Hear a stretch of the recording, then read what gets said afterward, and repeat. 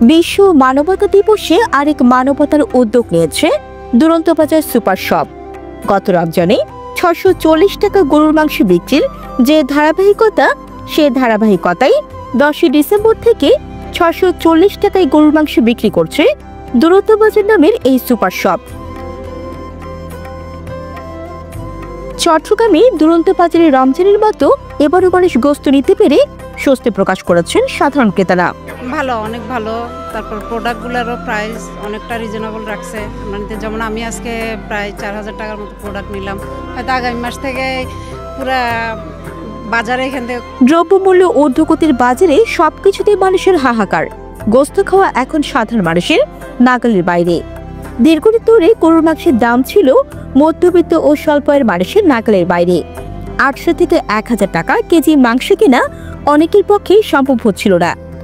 ব্যতিক্রমে দুরন্ত বাজার পুনরায় আবার এই উদ্যোগ প্রশংসিত করেছে হালিশহর এলাকায়। কি মনে করে আমি জানি না, আমার কাছে ভালো লাগতেছে।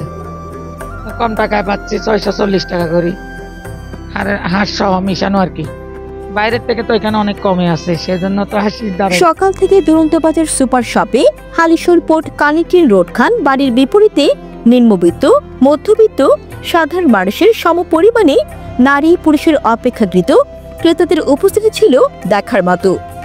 দুরন্ত বাজারের পরিচালক মোহাম্মদ শাহিদ চৌধুরী বলেন, আমরা আসলে আপনার বিভিন্ন মানিকছড়ি, আপনার পর্বত এলাকাগুলো থেকে আমরা গরু সংগ্রহ করতেছি। দ্বিতীয় কথা হচ্ছে যে আপনার আমাদের এখানে লস হওয়ার কোনো প্রশ্নই আসে না।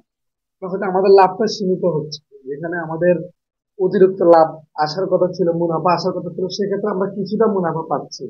আর আমরা প্রফিটের দিকে খেয়াল না করে আমরা মূলত খেয়াল করতেছি এটাই, লাভ না হোক, যেন সাধারণ ক্রেতারা যেন আমাদের এখান থেকে ক্রয় করে খেতে পারে।